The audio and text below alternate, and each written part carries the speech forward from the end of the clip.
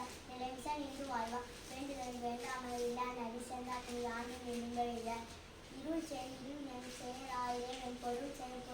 புகழ் புரிந்தார் மாட்டேர்